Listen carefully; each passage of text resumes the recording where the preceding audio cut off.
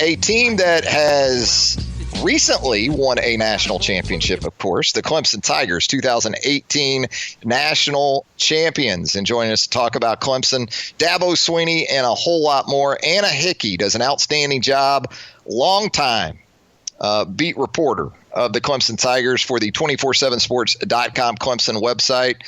Anna, how are you doing on this Thursday? I'm good. Yeah, I'm good. Thanks for having me on. Good to have you. So we wanted to have you on to talk about, there's a number of things we wanted to go through with this Clemson team. But at this point, after a second national championship, and not just a national championship, but a national championship win over his alma mater in that big game, is Dabo Swinney officially a Clemson man through and through, or is there still some Alabama in there somewhere? Oh, there's absolutely some Alabama in there. I mean, I think now whether you're asking if he'll potentially return to his alma mater to coach down the line when Nick Saban retires, I think that's a whole nother story. And my opinion would be no. I don't think you can ever say never. But he's made Clemson his home. His three boys have been raised there. He's built multiple homes there. And, I mean, he's obviously winning at the highest level and beating Alabama doing it.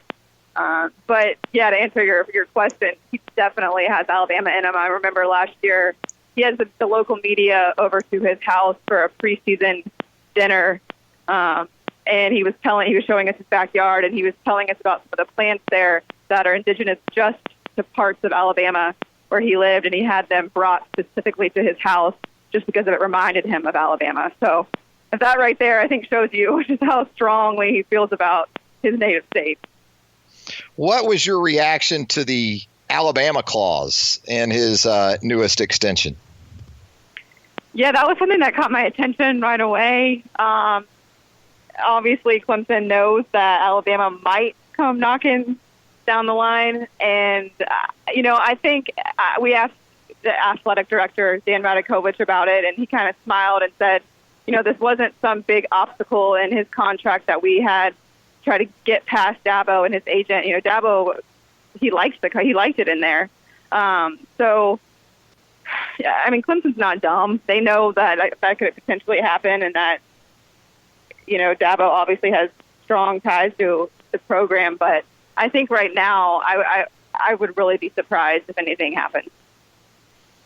Do the Clemson fans, Anna? Do they still carry the $2 bills with them with the Clemson, definitely. with the Tiger? Oh yeah, everywhere. If I'm Dabo, I probably would ask for all of that in those $2 bills. That'd be pretty cool, I guess. Yeah, I don't know. If you're Dabo, I think he's all about the brand still expanding, and that's one way the brand expands, especially when you go to places like California and Texas, and you see those tiger paws and dollar bills. So I don't know. We talked about it earlier in the show. It's amazing, Anna, that these two teams have not only met 4 straight times, but they have met in every time zone now in the United States. I didn't even think about that. Yeah, that's a good point. Yeah. The extents that these fan bases have to go to see these teams square off the last 4 years. And I noticed that Clemson, in terms of selling out home games, is not immune like most programs are around college football these days, to being able to count on, even in this dynasty type run that Clemson is bordering on now, is towing up on. It's not easy even for Clemson fans, I guess. Yeah, I agree with that to an extent, but you still have, I mean, they're close. It's not like they've experienced a steep decline in attendance by any stretch of the imagination. And I just think it boils down to the competition that Clemson has to play. I mean, would you rather, and also because Clemson fans have to travel from out of town to get to games, a lot of them do, so you're paying for hotel rooms in a lot of cases. So would you rather, go to 2 Clemson home games against Wake Forest and Boston College, or would you rather save that money for what you think is probably likely going to be a playoff trip? So I think some Clemson fans are having to take that into account because those are potentially two huge trips in December and January, right around the holidays. So, but yeah, you're right. I mean, Clemson's trying to do some upgrades with the facility, or the tailgating aspect, the parking, all that stuff to improve the entire fan experience. The facility is second to none, the actual football facility, but in terms of the stadium, it is not state of the art. Sound system needs to be upgraded, scoreboard needs to be upgraded, concessions need to be upgraded, and that's kind of the next step that the athletic director has talked about. You know, we talk about the potential for these two teams, Alabama and Clemson, to square off yet again in a national championship.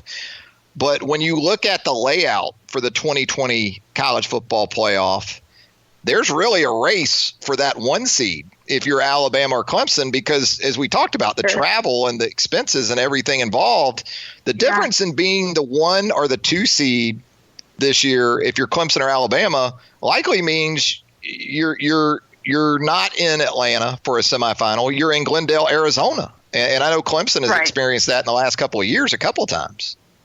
Yes.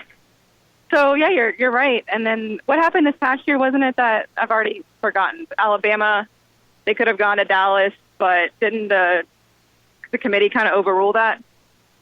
Yeah, it was I forget how it broke down, but Alabama did end up in Miami instead of Dallas. You're right. Absolutely. Yeah, this year it's more black and white, obviously, but Atlanta, Clemson hasn't gone to Atlanta yet in the playoff, and I know Dabo and Clemson, they would love that. So would Clemson fans. I mean, can you imagine? I don't know can you imagine if Clemson and Georgia or Alabama and Georgia met in Atlanta for a playoff semifinal? I mean, those tickets would be outrageous. After seeing I know Alabama, Clemson, they've liked Trout. Do what? After seeing Alabama, Georgia in the national championship game a couple of years ago in Atlanta, the tickets. You want to talk about ticket prices? A combination of any two of those three. It would likely be Clemson, Alabama, or Clemson, Georgia. It wouldn't be. I wouldn't think Alabama. Yeah, I Georgia. think Alabama, Georgia would probably be the highest price ticket, followed by Clemson, Georgia, and then maybe Clemson, Alabama, just because we've seen that 5 times. But I don't know. I've got some friends in Hilton Head, South Carolina. We were just there a couple of weeks ago, and they're big Clemson fans, Clemson graduates. Kids go to Clemson. They travel with Clemson football everywhere. Already have reservations for New Orleans in the national championship. Wow. And why shouldn't they, though? Anna, you just said it. When you look at the schedule, I mean, are the two SEC teams on that schedule the toughest games for Clemson before the college football playoff? Yeah, Clemson fans might not want to hear that the two toughest games on their schedule are SEC teams, because that probably was going to sit too well. But how can you look at the schedule and think otherwise? I mean, in NC State, maybe they usually play Clemson pretty well. Last year they didn't, and then they're losing their quarterback and entire defensive line. So Texas A&M is probably going to be a top 10 team. It's a worse top 15 team to start the season. South Carolina could very well be ranked at the end of the season. And then, does Clemson play another top 25 team? I mean, maybe Syracuse. I know there's talk about the road trip to Syracuse, but Syracuse is going through a quarterback change, right? Exactly. And Clemson should certainly have motivation going back up there after a couple years ago. Right. So maybe Miami, but if Miami gets to the coastal, represents the coastal division in the AC championship, that could provide a test. But if you're looking at your 12 regular season games, it is week 2 against the Aggies and the last week of the season, I guess that's week 14 against South Carolina. Yeah, to me, that's no-brainer, your toughest game. Now, Alabama fans, Anna, they have a keen understanding of the firepower of that Clemson offense from a skill position standpoint after the game in Santa Clara. Trevor Lawrence, just a incredibly gifted quarterback, only going into his sophomore season. Bring back Travis Etienne at the running back position, Justin Ross, T. Higgins at wide receiver. With all those guys coming back, is there room for sort of an emerging star to go along with that group, in your opinion? So I guess, I don't know, can you not really count Justin Ross as an emerging star anymore? He's already reached star status. No. Well, for Alabama fans, you can't, because he's from Alabama, right. and they know they know very well what he was That's about before he made his way to Clemson. But yeah, I think there is. First comes to mind would be running back and wide receiver. Running back, Clemson has ETN obviously, but they lost their number 2 guy in the offseason, Feaster, to the transfer portal, and actually it looks like he might end up at the rival South Carolina. So their number 2 back is Lynn J. Dixon, who was a freshman, and he was, I can't remember exactly how many yards per carry he averaged last season off the top of my head, but I know he was top 5 in the country in that category. He's another electric back, and they really like him to be ETN's backup, and I think he'll obviously have to get more carries this year in year 2 because Feaster's gone, and then Adam Choice is gone, and if you want ETN to be fresh at the end of the season, like he was last year in the postseason, in my opinion, that made a huge difference. Then, Dixon's going to have to step up his game and going to have to make an impact at the running back position. And then at wide receiver, you have 2 freshman wide receivers who arrived in January, and Dabo Swinney didn't try to shy away from giving them any sort of praise, any sort of kind of immense praise. He said these 2 wide receivers are as, quote, ready-made as any freshman wide receivers we've had come through, which is pretty high praise when you think of guys like Sammy Watkins and Nuke Hopkins and all those guys. But Joe Ngata from California, and then Frank Ladson from Florida. And I think Alabama had offered both and had at least hosted Ladson a couple times on visits. So those 2 guys I know the wide receiver core is deep, but those 2 guys are not going to sit on the bench. They're just too good not to make an impact. And also, too, Clemson plays so many guys, and not just because the score gets lopsided, but that's just something that Dabo believes in. Yeah, and you talk about depth at wide receiver, Hunter Renfrow, iconic Right. for his 37 years that he was at Clemson. And then Amari Rodgers, I understand, with a knee injury back in the spring? Yeah, he suffered an ACL tear in late March and then had surgery in early April there. And I talked to him this summer, and he told me he was 2 months ahead of rehab. So he's actually eyeing mid-September, maybe late September for a return, which is pretty incredible after having surgery in April. So if that's the case and he only misses maybe a few games, worst case scenario. But right now I think we still don't know who's going to start for sure, who's going to start in place of him. You'll have T. Higgins, obviously, and Justin Ross. I think DeAndre Overton, he's a 4th-year player. He has a good shot at that starting role, and he's 6'4". So if that's the case, you have 3 6'4" guys starting at wide receiver. So they're not hurting at talent there. And so even with Amari out. And then Darian Kendrick, who was a 5-star wide receiver for 247Sports freshman last year, he kind of saw some mop-up duty, but they actually switched him over to cornerback. So even losing him and Amari out the gate, I think they should be fine there. I know the big question is along that defensive line. I mean, when you lose a front like Clemson did, early round draft choices, first round type guys, what's the plan there with all of that talent, all that ability and production going out the door? So Clemson and Clemson fans feel pretty optimistic about that defensive line, and for good reason. I mean, you got some good talent there, especially with Xavier Thomas. He's just a beast. He's a sophomore. He would have started most places last year had he not had a couple first rounders ahead of him. But and the same with KJ Henry and Justin Maskell. Henry was a 5-star. Maskell was a 4-star. They would have played most places as true freshmen. They both redshirted. So the end position it's young.